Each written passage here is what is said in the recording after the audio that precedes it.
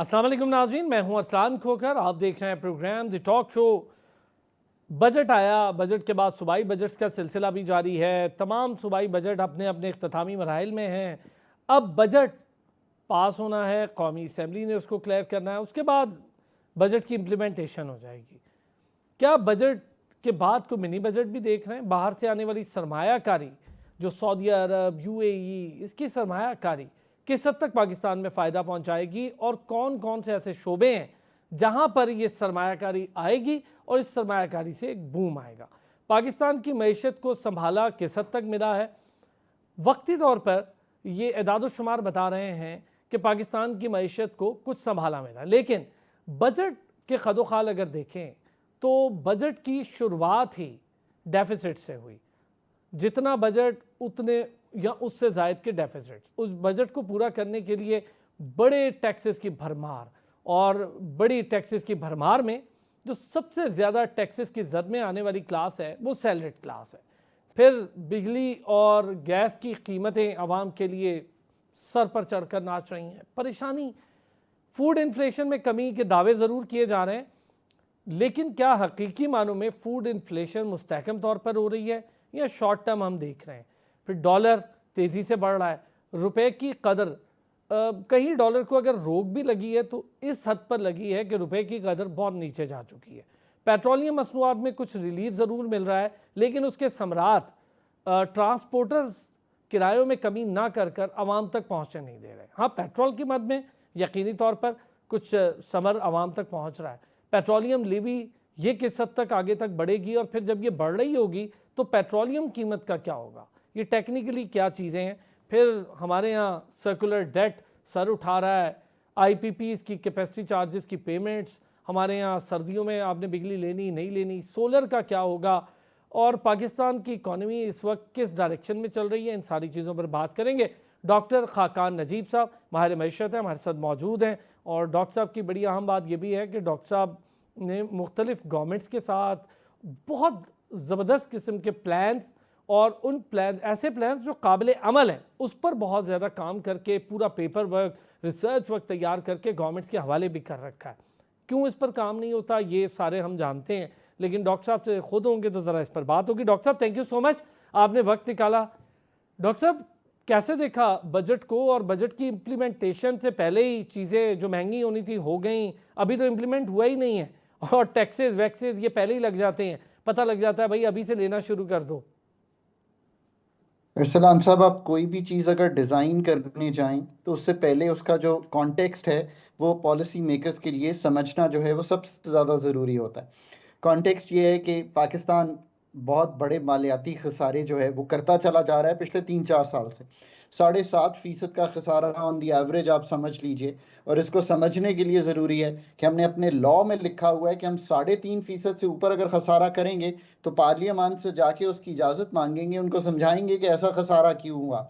तो हम 4% का ऊपर खसारा करते हैं, यानी कि 4,000 अरब का एक्स्ट्रा खसारा करते हैं। अभी भी जो बजट प्रेजेंट हुआ है उसमें बेरली इतनी जान है कि 9,775 अरब रुपए का जब मार्कअप और डेट दे देंगे तो कुछ पैसे ऐसे नहीं बचेंगे कि बाकी सारे कामों को फंड कर सकें।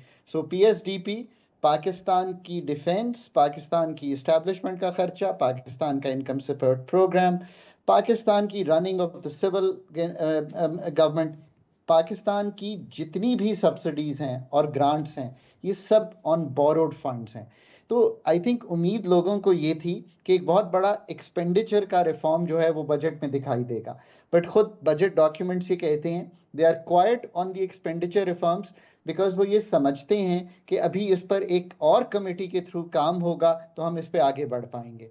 सो एक तो ये है कि मेरा ख्याल है कि इसके बगैर फेडरल फिस्कल फ्रेमवर्क, मालियाती जो फ्रेमवर्क है फेडरल गवर्नमेंट का, जिसमें एनएफसी भी ठीक होना है, जिसमें हमने पेंशन का भी रिफॉर्म करना है, सब्सिडीज को टारगेट भी करना है, कम भी करना है, नीचे भी देना है कुछ सब्सिडीज को, कुछ महकमों को नीचे देना है, ये सब किए बगैर बात नहीं बनेगी। But of course the budget is quite on it and relies on another committee to move forward. So एक तो ये बात हो गई।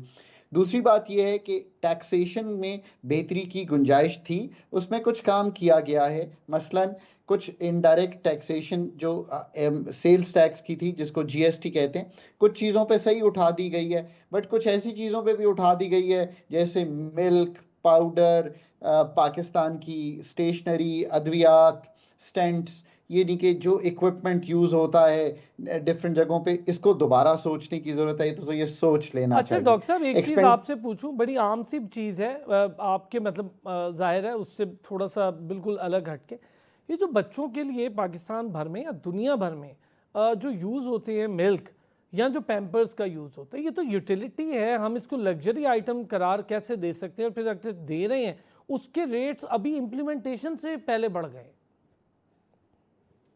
अरसलान भाई, हम चाहते ये हैं कि आप खुला दूध जो कि सेहत के लिए मुज़र है, पूरे पाकिस्तान का बात कर लेते हैं बच्चों से आगे जाके, हम चाहते ये हैं कि वो दूध जो है वो 92% बिकता है पाकिस्तान में। अगर 100 लीटर बिकता है तो 92 लीटर खुला दूध बिकता है जिसपे कोई जीएसटी नहीं है।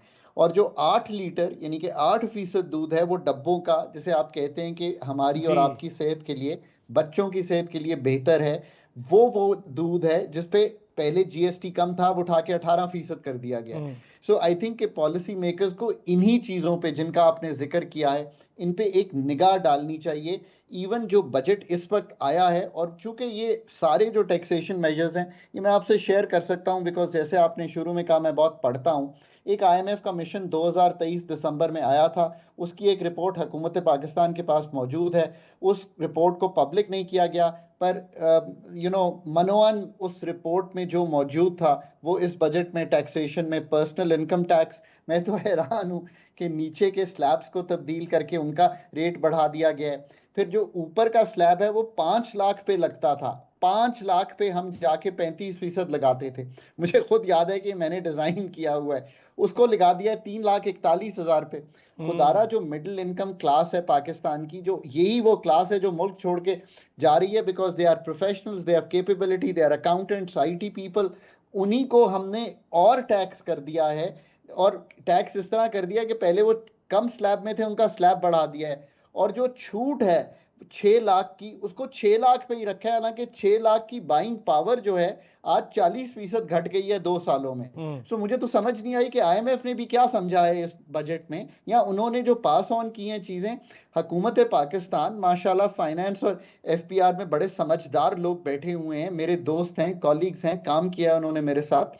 दे should have objected to these things. ये पीआईटी की बात कर ली, जीएसटी की कर लिया, फिर where is the budget light? Agriculture income tax में घबराहट क्या है? पूरे पाकिस्तान से 9.5 अरब रुपए का सिर्फ एग्रीकल्चर इनकम टैक्स लगाया है, पंजाब और सिंध मिला के, यहीं से आता है ना। आई मीन उनके रेट्स को कम रखना, उसके इजरा को ना करना, ये कैसी गुंजाइश है कि आप बच्चों के दूध पे तो लगाना चाहती है आईएमएफ, स्टेशनरी पे तो लगाना चाहती है, न्यूज़पेपर प्रिंट पे तो लगाना चाहती है, बट जब एग्रीकल्चर इनकम टैक्स आता है जिसमें 1% हजरात 22% पाकिस्तान की इस वक्त ज़राई ज़मीन के मालिक हैं, उस पर नहीं लगाना चाहती। सो आई थिंक इधर भी इनको सोच लेना चाहिए।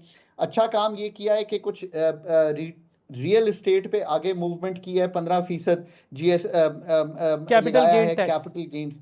जी, तो वो एक अच्छा काम है, हम चाहते हैं लोग उसमें ना जाएं, तो जहां अच्छा काम किया हम उसकी तारीफ करते हैं। पर मैं इससे बढ़ के हैरान हूं कि जो इस वक्त consultant, doctor, lawyer, AOP, SMEs जो कि टैक्स से नेट से बाहर हैं, और एक बहुत बड़ा तबका ऐसा है, आप दूध में ही देख लीजिए ना, 92% बिकता है इनफॉर्मल सेक्टर में और 8% बिकता है पैकेज। ये आपने बहुत अच्छी बात कही डॉक्टर साहब, बिल्कुल सही है, ये बड़ा लॉजिकल है। So what I want to do is reduce the tax on the 8% and say कि यार बाकी 92 जो है वो भी इसी में आए। यहाँ पैकेज मिल्क को मैं चाहता हूँ कि वो बढ़े मुल्क में। So they haven't thought like an economist, they have thought like accountants to make this budget. This is an you have to really perceive के economics कैसे चलती है, फिर नंबर तो बैलेंस हम कर ही लेंगे। फिर एक चीज बड़ी हैरान कौन है कि उन्होंने 45% टैक्स कर दिया नॉन सैलरीड पे, जो सारा इनफॉर्मल सेक्टर है। वो और जाएगा इस तरफ। सो इसको भी सोच लें, इसको घटाएं। रिटेलर्स और होलसेलर पे देखें कोई गुंजाइश नहीं है, उनको भी सोचना चाहिए, गवर्नमेंट को प्रेशराइज ना करें कि वो जो 1% का एडवांस टैक्स था उसको 2.5% किया। They have to come on the mandatory, कोई रजिस्ट्रेशन स्कीम होनी चाहिए। 31,000 रजिस्टर हुए हैं 30 लाख में से। यार मुल्क का में 8,500 अरब का अगले साल का खसारा कर रहा हूं मैं। इतने मेरे पास पैसे नहीं है कि मैं डेट और मार्कअप दे के कोई और खर्च कर सकूं, और मुझे ये कोई कहे कि जी अभी तो 31,000 रजिस्टर हम हुए हैं, बाकी भी हो जाएंगे। I mean come on. फिर डेटा माइनिंग पे बहुत काम। पाकिस्तान प्लीज, मैं ये सारे पाकिस्तानियों को कहता हूं कि अच्छा काम किया है, नादरा का बहुत अच्छा डेटा है। पाकिस्तान की पावर बिल्स का, गैस बिल्स का, कमर्शियल फ्लाइट्स का, पाकिस्तान के 3.5 करोड़ अकाउंट्स का, ये सारा डेटा मौजूद है। करें ना 20 डेटा साइंटिस्ट हायर और उन्हें कहें कि इसके डेटे की माइनिंग करें, फिर डिजिटलाइजेशन भी करते रहेंगे हम। सो देखिए ना, a bird in hand is better than two in the bush. ये तो अग्री। हाथ में है डेटा। एक आपको किस्सा जरूर सुनाऊं, क्योंकि आपने गवर्नमेंट्स में रहने का जिक्र किया। एफबीआर के चेयरपर्सन थे, मेरे दोस्त थे। वो अपॉइंट हुए, वो अपॉइंट जब हुए तो मेरे देरीना दोस्त थे, और वो नादरा के चेयरपर्सन रह के आए थे। ओ, तो वो जब आए तो अच्छा पहली अच्छा अच्छा। मुलाकात में हमने ये तय किया, हमने कहा हम नादरा का डेटा लेंगे, ये सब कुछ करेंगे। और उन्होंने मुझे कहा कि बिल्कुल ये ठीक बात है। इस बात को आज एग्जैक्टली मेरा ख्याल है कि 10-11 साल हो गए हैं। आज भी यही कह रहा हूं कि खुदारा नादरा के डेटे को माइन कीजिए। अब ये मैं जाके तो नहीं कर सकता, मैं तो एक डेटा साइंटिस्ट हूं नहीं, आपको डेटा साइंटिस्ट हायर करने पड़ेंगे। सो ओवरऑल बजट ने कुछ स्ट्राइड की है कि इनडायरेक्ट टैक्सेशन पे रिलाई करके और कुछ डायरेक्ट टैक्सेशन को बढ़ाकर आगे चलें और अपनी टैक्स की मद में ये कलेक्ट करें। फिर देखिए, मैं तो हैरान हो डॉक्टर रहा साहब, हूं कि सैलरीड व्हाई क्लास आर पे वी। थोड़ी सी बात करें, बहुत ज़रूरी है, क्योंकि जितने लोग मुझे मिल रहे हैं या फिर सोशल मीडिया के थ्रू कनेक्ट हो रहे हैं, जो देख रहे होते हैं कि हम लोग प्रोग्राम्स कर रहे होते हैं, आप जैसे एक्सपर्ट्स के साथ बात कर रहे होते हैं, वो बहुत घबराए हुए हैं, डरे हुए हैं। क्या टैक्स लेने का तरीका डराना होता है या टैक्स लेने का तरीका इंकरेजमेंट होता है? इंसेंटिवाइज हम कर नहीं पाते, इंसेंटिव्स है नहीं, सेहत नहीं है, लोगों की कोई सहूलत, तालीम की कोई सहूलत देते नहीं है, उनके बच्चों या उनके अपनी कोई सिक्योरिटी की कोई बड़ी सहूलत नहीं है, तो लोग कहते हैं यार टैक्स भरें। फिर ये जो इनडायरेक्ट टैक्स है, ये भी तो टैक्स ही है। आप वाई नॉट आईडी कार्ड को एक फाइलर के लिए बतौर फाइल यूज़ कर लें? ये नॉन फाइलर फाइलर की जंग क्यों शुरू कर रखी है? देखिए, एक तो बात ये है, आपने बहुत सी चीज़ों का वो किया। एक तो मैं पूरे पाकिस्तान को कहूँगा कि आज मैंने एक बजट पे एक पर्चा लिखा है, उसका एक जो मेन पॉइंट्स हैं वो मैंने आज द न्यूज़ अखबार में छापे हैं।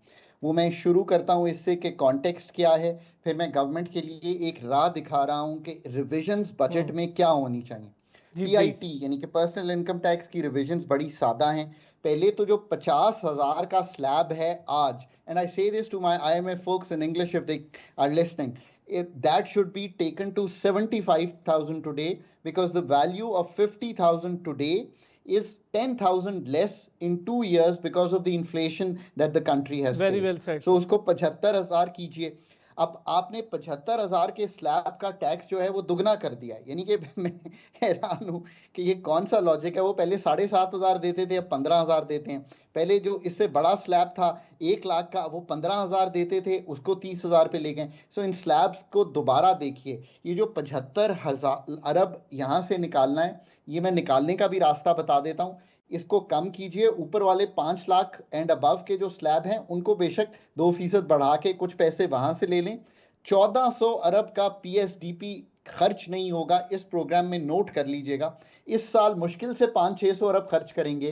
पिछले बजट में 900-950 अरब रखा था। इसका मतलब इस डॉक्टर वक्त साहब, जबकि मैं सॉरी, इस पे थोड़ी क्लैरिटी आपसे चाहूँगा। इसका ये मतलब होता है कि जो हम खर्च नहीं करते वो डेफिसिट्स में डाल देते हैं?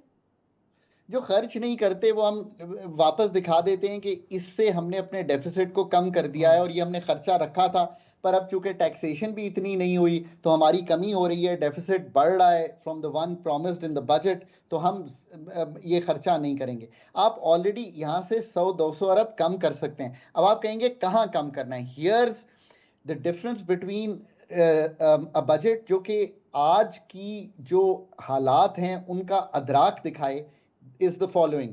19% रकम रखी गई है, 19% पीपी में बजट में 267 अरब की नए प्रोजेक्ट्स पे। This is not the time for Pakistan to start new projects. पुराने प्रोजेक्ट्स को खत्म करें। यहाँ से 267 अरब मिल गए हैं। आप सेल्स टैक्स, दूध, स्टेशनरी, जो इंपॉर्टेंट एसेंशियल्स हैं वहां से वापस करें। आप जो पाकिस्तान का पीआईटी में 30-40 अरब तो निकाल लें, चलें ऊपर वाले एशेलॉन से, जो नीचे वाले हैं उनको यहाँ से रकम दें। इसके अलावा भी जो 1363 अरब आपने सब्सिडीज में रखा है, इनको रिविजिट करें, इनको टारगेट करें over the course of time. Expenditure reform पे कोई बात इसलिए नहीं की कि आप वेट करना चाहते हैं, चलें वेट कर लें, पर एग्रीकल्चर इनकम टैक्स 9.5 अरब खर्च पाकिस्तान से कलेक्ट होगा। 20-22-23% है पूरे मुल्क में agriculture. I mean really I don't think this can be on. Pro poor पे हमें थोड़ा खर्चा बढ़ाना पड़ेगा। ये देखें 550-600 अरब का उस वक्त का बीआईएसपी बहुत कम है, जबकि पॉवर्टी सर्टेनली बढ़ती दिखाई दे रही है, मैल न्यूट्रिशन सर्टेनली बढ़ती दिखाई दे रही है, स्टंटिंग बढ़ती दिखाई दे रही है। प्रो पुअर इंटरवेंशन की कोई नई स्कीम निकाले ना, कोई सोचें। किसी को, इसको मैं आसान लफ्जों में सारे पाकिस्तान के लिए इस तरह समझाता हूँ, मैं किसी को पैसे नहीं देना चाहता, मैं किसी को एक भैंस देना चाहता हूँ कि वो उसमें से दूध निकाले, दूध जाकर बेचे। किसी को साइकिल दें कि वो जाके जूती बेच। You know, think more constructively. हुआ यह है कि budget has become like an balancing of the books exercise. वो भी 3 रिस्क आज आइडेंटिफाई कर रहा हूं। 40% टैक्स को बढ़ाया है, it's a risk. 64% non tax revenue बढ़ाया है, इट्स अ रिस्क। 1217 अरब रुपए का प्रोविंशियल सरप्लस रखा है। मैंने तो मतलब कल भी कहा है, आज न्यूज अखबार में एक इंटरव्यू भी है मेरा। पाकिस्तान की सारी प्रोविंसेस ने सरप्लस तो बढ़ाया, बनाया ही 725 अरब के करीब है। तो ये कहां से आएगा इतना बड़ा सरप्लस? 12, इसमें 450 अरब का शॉर्टफॉल है। So before passing the budget, the policy makers can go over and have a look so that इसकी revisions करने। सर The जबरदस्त। last एक point चीज, is the अच्छा most। डॉक्टर साहब, एक छोटा सा ब्रेक से आता हूँ, मैं जरा आपसे इस पर भी डिस्कस करूंगा। आपने बड़ा अच्छा सैलरी क्लास और इसकी डेफिनेशन भी बड़ी ज़बरदस्त हो गई। एक अहम चीज़ कि हम पर जो बोझ हैं मुख्तलिफ हवालों से, लोन्स हैं, नेशनल इंटरनेशनल लोन्स हैं, इसके लिए हम टैक्सेशन की तरफ देखते हैं। हमने अपने एक्सपोर्टर पर भी टैक्स लगा दिया है जो हमारे लिए ज़र मुबादला कमा के लाता है। तो एक्सपोर्टर का टैक्स लगाएं, लेकिन क्या एक्सपोर्टर के साथ कोई कंसेंसस, कोई कंसल्टेशन ये हुई है? लगाना चाहिए हर जगह, लेकिन वो भी अगर परेशान है तो उनको कुछ बेहतरी का सुझाव दें, उनके लिए कोई इकोनॉमिक जोन्स बनाए जाएं, उनको बिजली में कुछ बेहतरी दी जाए। हमारे यहाँ बिजली के बिल के भी स्लैब्स बड़े ख़तरनाक बन चुके हैं। अब आप एक स्लैब ऊपर हो जाएं, 1 यूनिट, तो आपको इतने पैसे भरने पड़ जाते हैं कि बंदा परेशान हो जाता है। वापस आते हैं ब्रेक से, इस पे बात करते हैं। वेलकम बैक जी। अच्छा डॉक्टर साहब, चूँकि आपकी एक्सपर्टीज़ इस एरिया में बहुत ज़्यादा है, बिजली को लेकर और इसके मसाइल को लेकर, ये जो डॉक्टर साहब होता है कि 200 यूनिट और 201 यूनिट, इतना बड़ा जंपिंग गैप आता है कि बंदा परेशान हो जाता है। एक 200 यूनिट वाला अगर 3000 रुपया पे कर रहा है तो 201 यूनिट वाला एकदम से 8000 पे करना शुरू कर दे। इसको किस तरह से मैनेज किया जाता है, या ये क्या तरीका कार होता है? अरसलान भाई, इससे पहले आपने बहुत एक इम्पॉर्टेंट नुक्ता रखा था। ब्रेक पे जाने से पहले आपने मुझसे पूछा था कि एक्सपोर्टर्स पे जो टैक्स रिजीम है उसको तब्दील कर दिया गया और उस पर मेरी क्या ओपिनियन है। जी चलिए उस पे पहले एक्सपोर्टर्स पे बात कर हमने, लेते हैं। जी हाँ, हमने रखा हुआ है 1% टैक्स। पिछले 91 में मेरा ख्याल है पाकिस्तान ने ये किया था, इफ आई रिमेंबर एग्जैक्टली। और हमने कहा था कि हम ना आपसे पूछेंगे कि आपने कितनी इनकम कमाई, आपने क्या कागज भरे, ना हम आपसे कुछ नहीं लेंगे, 1% टैक्स दे दीजिए। मालूम ये हुआ है अब कि उनका जो इस वक्त टैक्सेशन है वो कम है compare to what they are earning, और उनके मार्जिन काफी ज्यादा हैं। ठीक, कंसिडरिंग दैट इनको नॉर्मल रिजीम में लाना जो है वो एक अच्छा कदम है on part of the government. But ठीक। 2 काम नहीं हुए। एक आपने खुद लिख दिया और कह दिया कि पाकिस्तान में एक स्टेक होल्डर कंसल्टेशन होके उनसे एक चीज तय कर लेनी चाहिए थी। हमारे नेबरिंग कंट्रीज ने ऐसे किया है कि उन्होंने भी ये जो फिक्स्ड रिजीम थी इससे मूव करके नॉर्मल रिजीम में मूव किया है। बिकॉज एक वेज अर्नर ये कहता है कि यार मेरे से तो तुम 35% टैक्स लेते हो, मेरे तो तुम ये भी मांगते हो कि बिजली का बिल क्या गया, मेरी वेल्थ क्या है। तो एक एक्सपोर्टर जो 30 अरब डॉलर कमा रहा है उससे कुछ भी नहीं मांगते। So you know, horizontal equity create करने के लिए ये ठीक कदम है। बट स्टेक होल्डर कंसल्टेशन ऐसे लगता है from the hue and cry of the exporter नहीं हुई। और इसके साथ साथ आपको कुछ इंसेंटिव्स उनको देने पड़ेंगे उस रजीम में। ये भी मैं इस चीज का कायल हूँ। प्रोडक्शन लिंक्ड कर लें उसको, एक्सपोर्ट रेवेन्यू लिंक्ड कर लें, ताकि उनकी जो 29% टैक्सेशन इस वक्त हमने लगाई है उसको ऐसे मैनेज किया जा सके और इसको फेज इन किया जा सके, क्योंकि हमारा इस वक्त एक एक्सटर्नल का चैलेंज है।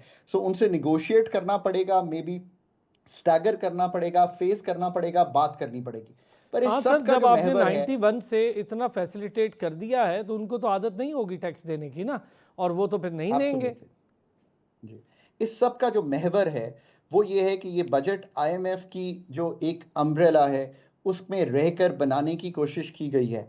बट जो नहीं किया गया वो ये है कि आईएमएफ का, चूंकि पाकिस्तान ने कभी भी कोई प्रोग्राम्स जिसको एक्सटेंडेड फंड फैसिलिटी, जो लॉन्गर प्रॉपर फैसिलिटी होती है, वो 13-16 के अलावा कंप्लीट नहीं किया। और चूंकि 13-16 का प्रोग्राम मैंने पाकिस्तान के लिए एंकर किया था उस कोर टीम में, निगोशिएशन का लेवल करना चाहिए था। और इस दफा तो मुझे इसलिए मालूम है कि वो डॉक्यूमेंट जो पब्लिक नहीं है, जो पाकिस्तान से शेयर है, पाकिस्तान ने हेविली रिलाई कर लिया उस डॉक्यूमेंट पे कि जैसे कोई निगोशिएशन की गुंजाइश नहीं है। जबरदस्त। अच्छा आज डॉक्टर भी साहब, बहुत चूंकि ही चूंकि आपने वो जिक्र किया ना कि आप उस 13, 14, 12 और इस हिस्से का आप खुद उस कोर टीम का हिस्सा थे, हमने जब ये फैसिलिटी ली, और एक्सटेंडेड फैसिलिटी की तो खैर अलग कहानी, हमने जब ये लोन लिया, इस लोन के बाद हमने क्या कुछ किया, और क्या लोन की वापसी वही शराइत उन्हीं टर्म्स पर हुई जिन टर्म्स पे वो तय हुआ था? देखिए, एक तो ये हुआ कि उस लोन के बाद पाकिस्तान 24 अरब डॉलर के रिजर्व्स पे था जब हमने 16 में प्रोग्राम ख़त्म किया था। आईएमएफ की जो, हम इसीलिए मैं कहता हूँ कि मेमोरी बहुत शॉर्ट हमारी हो जाती है और इंस्टीट्यूशनल मेमोरी नहीं है सिस्टम में। उस वक्त लगार्ड खुद आई थी पाकिस्तान, एमडी थी क्रिस्टीन लगार्ड, और मैं क्रिस्टीन लगार्ड को अभी रिसेंटली पेरिस में मिला, और and you know we had a long walk in Paris actually, and so I reminded her कि हमारी लास्ट मुलाकात तो पाकिस्तान में हुई थी। एंड शी सेड कि you know we had come a long way from not completing a single programme in 70 odd years, in 7 decades, to completing the first program। 24 Arab dollar के reserves को ride कर रहे थे, but ना economic management उसके बाद हम इस तरह की कर सके। And of course the political uncertainties took over, and जो भी हालात मुल्क में पैदा हुए, then we could never recover from there. और आज भी वही अनसर्टेनिटीज लूमिंग लार्ज हैं पाकिस्तान के एक जनरल सफेयर पे, और हम उसको रिकवर करने की कोशिश कर रहे हैं। आज भी आईएमएफ से वहीं खड़े वही चीज़ें मांग रहे हैं, बट निगोशिएट नहीं कर रहे। मैं आज भी कहता हूँ बहुत निगोशिएशन करनी पड़ती है उस मुल्क को जो रिसिपिएंट कंट्री हो। और इस वक्त आपने प्रोग्राम के शुरू में एक बहुत आला गुफ्तगू रखी सामने। आपने कहा कि एक मैक्रो स्टेबिलिटी है, सर्टनली है। 9 अरब डॉलर के रिजर्व्स हैं, इन्फ्लेशन नीचे जा रही है, करंट अकाउंट मुल्क को स्लो करके इकोनॉमी की ग्रोथ को रोक के संभाल लिया गया है। सो कोई इमीडिएट एक्सटर्नल थ्रेट नहीं है। सो अगर 15 दिन और भी लग जाएं तो कोई हरज नहीं है। बजट के खद्दोखाल छोटे ठीक कीजिए, आईएमएफ के साथ डट के निगोशिएट कीजिए, पर अपनी काउंटर प्रपोजल्स, मैंने तो अभी 3-4 काउंटर प्रपोजल्स आपके सामने रख आपने दी बड़ी हैं, ये ज़बरदस्त और सामने लॉजिकल रखिए। काउंटर प्रपोजल्स हैं। डॉक्टर साहब ये बताएं, इसी के अंदर अगर हम फिक्स टैक्स रिजीम, जिसका हम जिक्र बड़ों बड़ों पर कर देते हैं, हमने दे रखी थी एक्सपोर्टर्स को, इंडस्ट्री को, कई कई साल हमने तो बल्कि एग्रीकल्चर को भी दे रखी है। ये जो फिक्स टैक्स रिजीम है, अगर हम सैलरीड क्लास को इनकरेज करने के लिए कुछ फिक्स टैक्स रिजीम का कोई मरहला बना लें कि इतने से इतना स्लैब इतना टैक्स, इतने से इतना स्लैब इतना, जैसे 1 लाख से 4 लाख तक का एक स्लैब हो जाए और 4 से ऊपर तक का एक स्लैब, तो क्या ये नुकसानदेह चीज़ होती है? पहले तो जो बाहर बैठे हैं मेरे 30 लाख रिटेलर और होलसेलर, मैं उनसे ये गुजारिश करूंगा कि सेल्स टैक्स पे करना या ये कहना कि हम इस मद में, हम उस पर टैक्स आपसे मांग ही नहीं रहे। हम तो कह रहे हैं आपने अगर इनकम कमाई, अगर मैंने हुकूमत से वेज ली तो टैक्स दिया ना, क्योंकि वो मेरी इनकम है। सो जो इनकम आप कमाते हैं जो आखिर में, उस पे आप बाकी सब की तरह जो फिक्स्ड रजीम आपने जिक्र किया ना, उसकी मद में आए। हम कई दफ़ा टेबल पे, 2 दफ़ा तो मैं टेबल पे था जब हमने लगाया, वापस ले लिया। ऐसे कैसे हो सकता है कि हम ये एडवांस टैक्स काट काट के ये मुल्क को चलाते रहें? वो इन दी एंड कंज्यूमर ने देना है। जहाँ तक पीआईटी का ताल्लुक है, इस वक्त 350-400 अरब के करीब पर्सनल इनकम टैक्स है। आहिस्ता आहिस्ता हमें थोड़ा इसको घटाना पड़ेगा, सो दैट एक हॉरिजॉन्टल इक्विटी क्रिएट हो। इस वक्त ये घटाने की इसलिए ज़रूरत है कि exudes means Pakistanis going out of Pakistan बढ़ गई है, और मैं उस टैलेंट को लूज़ नहीं करना चाहता। मतलब मेरी बेगम, मेरी बहन, मेरे cousins, they are all professional people. Sir unfortunate ये ब्रेन बात है कि दे एक्सपोर्ट आर हो रहा ऑल है, ब्रेन प्रोफेशनल्स। एक्सपोर्ट कर रहे हैं हम। जी and from doctors to lawyers to great civil engineers, they're all wanting to work abroad. And this is not good for Pakistan. So incentivize, जिस तरह आप एक्सपोर्टर को इंसेंटिवाइज करना चाहते हैं, तो आप ये कह रहे हैं कि फिर इस ब्रेन को कैसे इंसेंटिवाइज? आखिर में तो एचआर ही है ना जिसने मुल्क को चलाना है। और मेरा आखिरी जुमला जो इस प्रोग्राम से रिलेटेड जो है एचआर से रिलेटेड, वो ये है कि देखें, जो डोमेन नॉलेज के लोग हैं उनसे बजट को वेट करवाइए, जो डोमेन नॉलेज के लोग हैं उनसे आईएमएफ प्रोग्राम को चलवाइए, जो डोमेन नॉलेज के लोग हैं उनको कहिए, ये जैसे मैंने भी आपके सामने एक बजटरी फ्रेमवर्क रखा है, एक बजटरी फ्रेमवर्क बनाएं जो पाकिस्तान में टैक्सेस को सादा कर दे। जैसे आपने तो एक सादा लफ्जों में गुफ्तगू की ना कि सर बस ये स्लैब हो या आसान कर दें। Simplification of taxation is a big thing. Arsalan भाई, ये आपने लॉजिकली सही सोचा है, बट इसी तरह इंपोर्ट स्टेजेस पे इतने टैक्स लगाए हुए हैं हमने, फिर उसके ऊपर एक्स्ट्रा टैक्सेस, एक्स्ट्रा ड्यूटीज लगाई हुई हैं, आरडीज लगाई हुई हैं, इनको कम कीजिए। अच्छा, फिर डॉक्टर इसी साहब तरह क्लासिफिकेशन भी नहीं है ना, कैटेगराइज नहीं है कि किसको इंपोर्ट में लग्जरी आइटम करार दें और किसको इंपोर्ट में लग्जरी ना करार दें। कैसे आपने दूध के डब्बों का जिक्र किया ना, फिर पैम्पर्स हैं, बच्चों की चीज़ें हैं, स्टेशनरी है और बहुत सारी ऐसी चीज़ें जो आपके मतलब इन्फेंट्स से लेकर तो एक 10-12 साल के बच्चे तक की ज़रूरत है, आपके अडल्ट की ज़रूरत है, आपकी मेडिसन हैं। हम मेडिसिन का तो अभी सोच भी नहीं रहे, इस पर तो डिस्कशन भी नहीं हो रही। मेडिसिन के रेट्स जो हैं वो 400-400% बढ़ रहे हैं। फिर अभी सर लिवी लगेगी पेट्रोलियम पर, तो हम जो पेट्रोलियम की कम कीमत देख रहे हैं तो लिवी लगकर वो पूरी हो जाएगी। 20 रुपए की लेवी भी लगेगी, इसीलिए हमने नॉन टैक्स रेवेन्यू में 1300 कुछ अरब इसके रखती हैं। आपने एक चीज़ का जिक्र किया, मैं भूलता नहीं हूँ, क्योंकि जब आप बोल रहे होते हैं तो मैं इधर लिख रहा होता हूँ कि आप मुझसे सवाल क्या करें। Sir thank you. आपने पूछा ये मैं अक्सर उसको स्किप कर जाता हूँ। पाकिस्तान की आप पर, क्योंकि आपके सवाल जो है वो बहुत अहम है कि पाकिस्तान की डेट का क्या होगा और ये मार्कअप पेमेंट का क्या होगा। देखिए, थोड़ा सा रियलाइज करना पड़ेगा। I know it's difficult for the folks at the policy level कि पाकिस्तान का डेट सस्टेनेबल इंटरवेंशंस के साथ है, एडजस्टमेंट्स के साथ है। पाकिस्तान को डेट रीसाइक्लिंग, रीप्रोफाइल करना, रीस्ट्रक्चर करने की ज़रूरत है, डोमेस्टिक पे भी और इंटरनेशनल पे भी।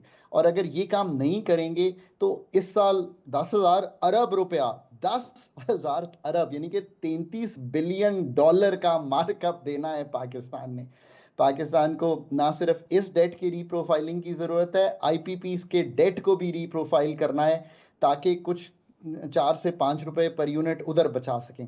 वरना आईएमएफ अगले साल भी ये लिख रहा है कि 9200 अरब आपको एनुअली फिर मार्कअप देना है, बावजूद इसके कि आपके पॉलिसी रेट या जिसको इंटरेस्ट रेट कहते हैं वो नीचे की तरफ जा रहा है। ये सारे काम जो हैं अगर हम कर लें तो उम्मीद की किरण ये है फ्रेंड्स कि पाकिस्तान का फेडरल फिस्कल फ्रेमवर्क और प्रोविंशियल फिस्कल फ्रेमवर्क्स अगर दुरुस्त होना शुरू हो जाएं और गवर्नमेंट रिट्रीव करना शुरू कर दे, स्पेस बने इसी बोरोइंग की टू प्राइवेट सेक्टर, तो जो गिरता हुआ इन्वेस्टमेंट टू जीडीपी रेशियो है वो बढ़ना शुरू हो जाएगा। जो इन्फ्लेशन है वो इसलिए कम हो जाएगी कि नोट कम छपेंगे।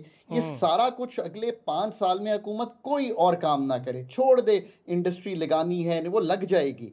अगर ये फ्रेमवर्क एक्सपेंडिचर रिफॉर्म्स का, पाकिस्तान की टैक्स सिंप्लीफिकेशन और टैक्स की वर्टिकल और हॉरिजॉन्टल इक्विटी का अगले 5 साल पाकिस्तान की पांचों गवर्नमेंट्स इसको सीधा करने में लगाएं, आप यकीन करें कि at the end of the 5 years Pakistan की इन्फ्लेशन 5-6% पे आ जाएगी, पाकिस्तान की बोरोइंग नीचे चली जाएगी, डेट का प्रोफाइल बेहतर होना शुरू हो जाएगा, पाकिस्तान की एक्सटर्नल रिलायंस कम हो जाएगी और प्राइवेट सेक्टर खुद ही पनपना शुरू कर देगा बिकॉज बोरोइंग की जगह बढ़ती चली जाएगी। क्या बात है डॉक्टर ये साहब, है पाकिस्तान। मज़ा आ गया। वैसे कुछ चीज़ें थी जिस पर मैं बड़ा परेशान रहता हूँ कि क्या हम ऐसा कर सकते हैं। आपसे जब भी बात होती है एक उम्मीद आती है, क्योंकि आपके पास एक ऐसा हार्डकोर फ्रेमवर्क होता है, लॉजिक होती है, और आप हमें बताते हैं कि नहीं ये चीज़ ख़राब तो है लेकिन इसका इलाज मौजूद है। ये बहुत बड़ी बात है। हमारे यहाँ इलाज बताने वाले लोग जो हैं वो पॉलिसी मेकिंग से बाहर हैं और बीमारी बताने वाले लोग पॉलिसी मेकिंग में। हर किसी को पता है बीमारी क्या है, वो तो मुझे भी पता है, मुझे इलाज नहीं पता। इलाज आप जैसे लोगों को पता है, इसीलिए कहते हैं कि जो टेक्नोक्रेट्स, रियल टेक्नोक्रेट्स हैं, उनसे फ़ायदा उठाना हर मुल्क के लिए एक नेमत से कम नहीं होता। डॉक्टर खाकान नजीब साहब, thank you so much sir, बहुत अच्छा रहा, बहुत ज़बरदस्त। और मेरा ख्याल है इतनी कोई ज़बरदस्त गुफ्तगू हुई है कि जो असल मामला है कि कैसे कैसे किन किन सेक्टर्स में टैक्सेशन को मरबूत निज़ाम करके, किन किन सेक्टर्स में फ़िक्स टैक्स लगा के, सैलरीड क्लास को इंसेंटिवाइज करके और एक्सपोर्टर्स के साथ डिस्कशन या कंसल्टेशन करके एग्रीकल्चर को किस तरह से आगे बढ़ाकर, ये सारे सेक्टर्स आज डिस्कस हुए और बिजली और गैस के बिल भी डिस्कस हुए, सर्कुलर डेट भी डिस्कस हुआ है, फिस्कल डेफिसिट्स भी हुए। एक ब्रेक लेंगे, ब्रेक के बाद जब वापस आएंगे तो गज़ा एक जलती हुई सिचुएशन, इंसानियत का कत्लेआम और बेशरम नेतन्याहू और इसराइल, इस पर करेंगे बात। वेलकम बैक जी। जैसा कि मैंने ब्रेक पर जाने से पहले कहा था कि इंसानियत का कत्लेआम और बेशरम इसराइल और नेतन्याहू, इस पर करेंगे बात। पूरी दुनिया में अब इस पर बहस भी हो रही है, अब इस पर बातें भी हो रही हैं, आवाज़ें खड़ी हो रही हैं उन ममालिक में भी जिनकी हुकूमतें इसराइल का साथ देकर ख़ुद दहशतगर्दी का हिस्सा बन रही हैं या ख़ुद इंसानियत के कत्ल करने का बेईमाना हिस्सा बन रही हैं। अब उनके अवाम, वहाँ पर रहने वाले या सोच समझ रखने वाले लोग या दिल में इंसानियत का दर्द रखने वाले लोग उठ खड़े हुए हैं। वहाँ पे यूनिवर्सिटीज़ में स्टूडेंट्स उठ खड़े हुए हैं, अपनी हुकूमत की बात मानने को तैयार नहीं है। इसराइली फ़ौज ने गज़ा पर हमले में 33 फ़लस्तीनियों को शहीद किया है। ये कोई इनके लिए नॉर्मल होगी, दुनिया के लिए क्या ये शर्म की बात नहीं है? कहीं एक जानवर का मर जाना पूरी दुनिया में एक इशू बन गया। पाकिस्तान में एक हाथी की सिचुएशन को लेकर इतना बड़ा, कावन हाथी की बात कर रहा हूँ, उसकी सिचुएशन को लेकर इतना बड़ा इशू बना दिया गया कि पूरी दुनिया में उस पर स्टोरीज करना शुरू कर दी गई। ऐसा प्रोपेगेंडा, ऐसा वावेला हुआ। उनके भी राइट्स हैं, लेकिन इंसान के राइट्स कहाँ हैं? बच्चे जिन्हें कत्ल किया जा रहा है, क्या उनका कोई वली वारिस नहीं है? मुस्लिम उम्मा की खामोशी इनके अपने लिए ख़तरनाक होगी। बयानों की हद तक तो बड़े दलेर हैं, लेकिन प्रैक्टिकली कुछ भी नहीं है। फिर अक़वाम मुत्तहिदा, NGOs जो बड़ी बड़ी दुनिया के बड़े इंसानी हुकूक़ के चैम्पियन, उन्हीं के लगाए गए वो कैंप जहाँ पर बेघर अफराद या वो लोग जो बेयारो मददगार हैं, उनके कैंप्स बनाए गए, उन पर भी हमला कर दिया इसराइल ने, तब भी उन्हें तकलीफ़ नहीं हुई।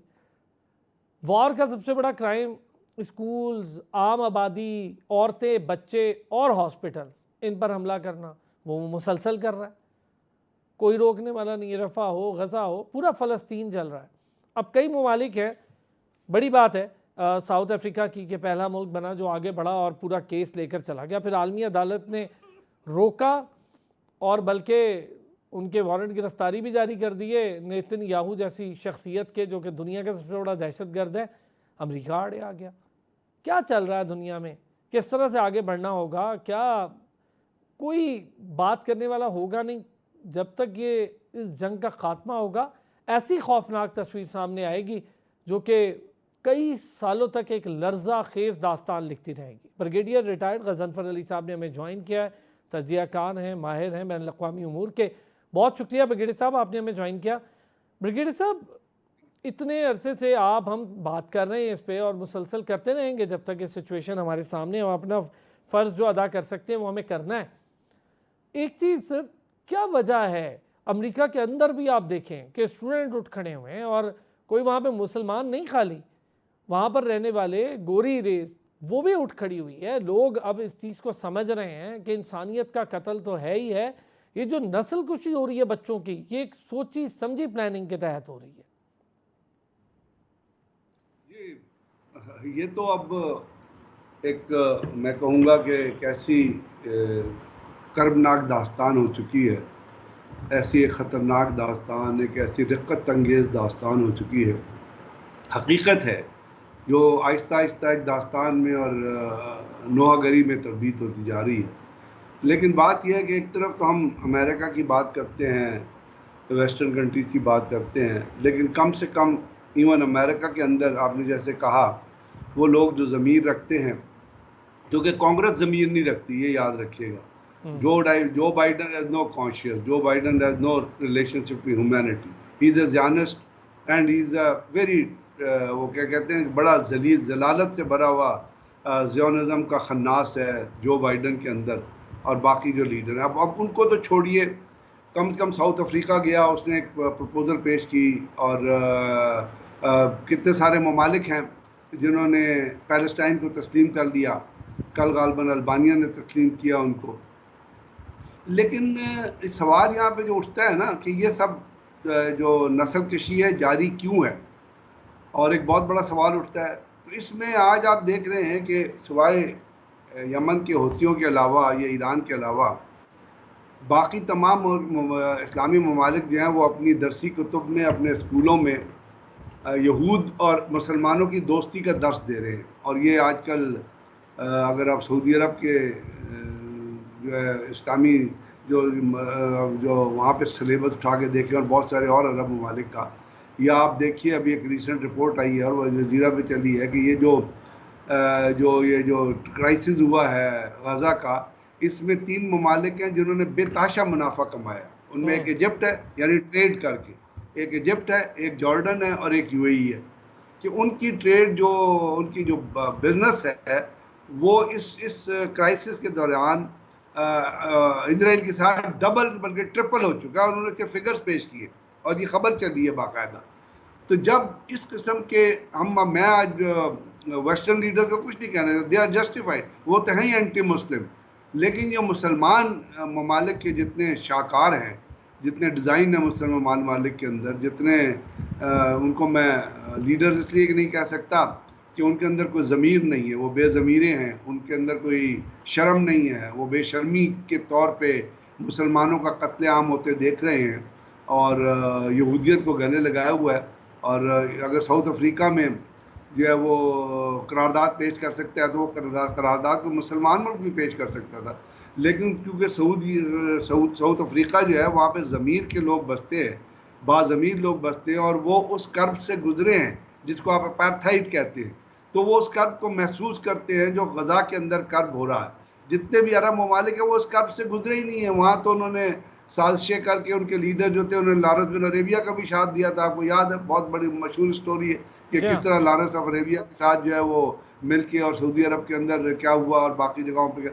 तो ये असल में ये इनकरेजमेंट है और ये इनकरेजमेंट अमेरिका की तरफ से तो आएगी। वो तो आपको पता है नियोकॉन्स क्रिश्चियन जो हैं और ज़ियोनिस्ट जो हैं, ये यहूदियत के जो तंजीमों के, दहशतगर्द तंजीमों के अलाकार हैं, और क्रिश्चियन नियोकॉन्स के जो आराकार है, जो क्रूसेडर्स भी थे किसी ज़माने में, जिनकी सुल्तान सलाउद्दीन अय्यूबी के साथ इतनी लंबी जंग चली और सुल्तान सलाउद्दीन अय्यूबी ने फिर जेरूशलम में जिस तरह उनको मारा और कैप्चर किया। तो ये तो एक बहुत बड़ी हिस्ट्री है। तो वो नियोकॉन्स क्रिश्चियन या क्रूसेडर्स के जो फॉलोअर्स हैं वो मुसलमानों के ख़िलाफ़ हैं, ज़ियोनिज़्म मुसलमानों के ख़िलाफ़ है।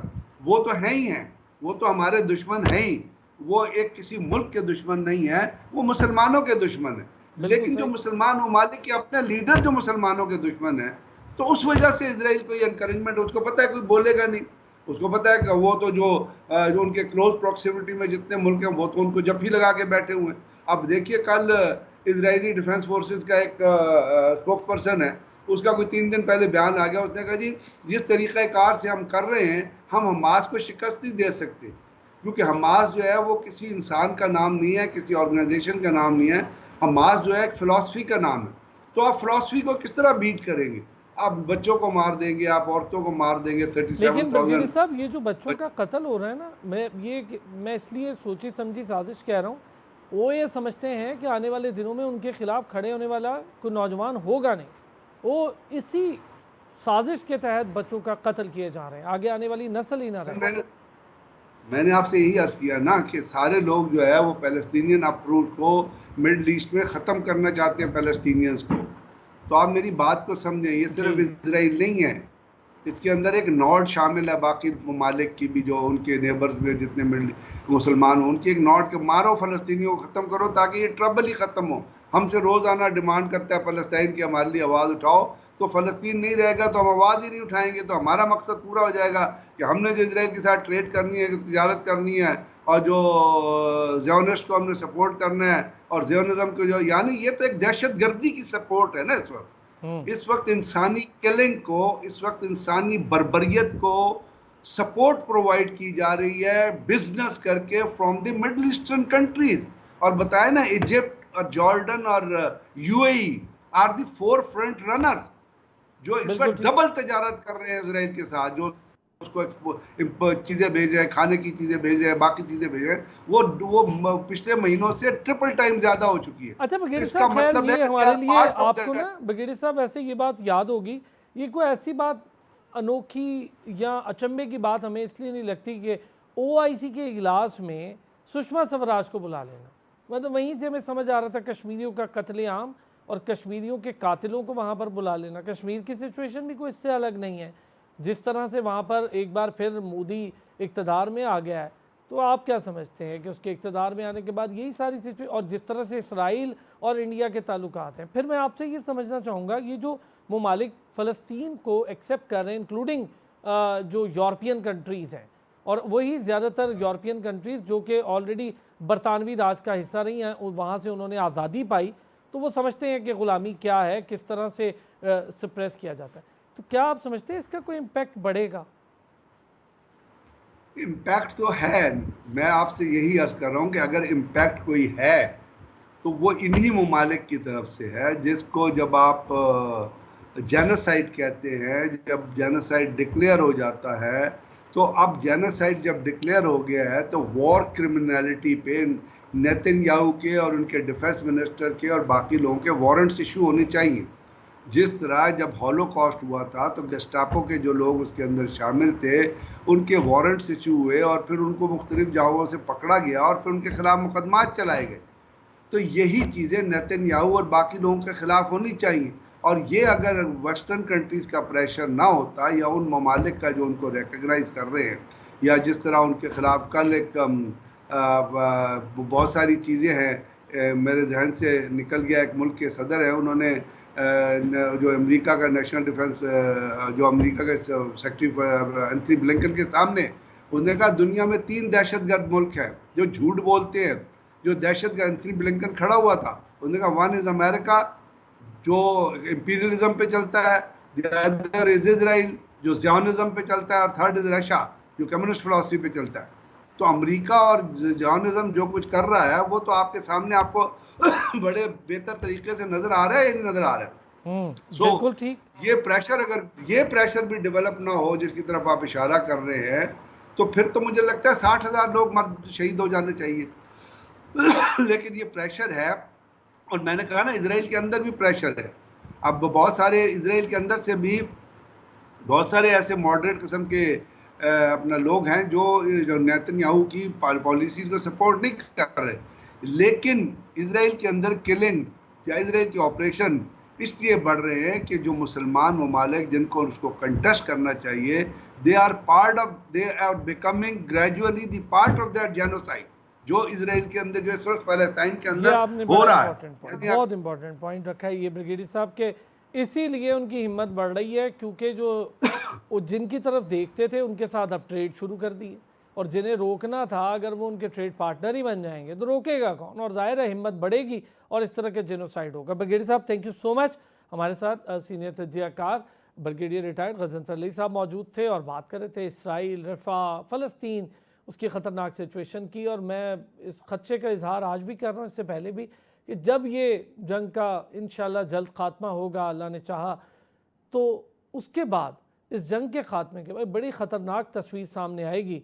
ये जो फिगर्स हम देख रहे हैं इससे कई ज़्यादा फिगर्स होंगे, तब और शर्मिंदगी, और कंधों पर एक नदामत का बोझ, और कंधों पर एक गुनाह का बोझ महसूस करेगी ये मुस्लिम उम्मा भी, और तमाम तर इंसानी चैम्पियन जो अपने आप को कहते हैं वो भी।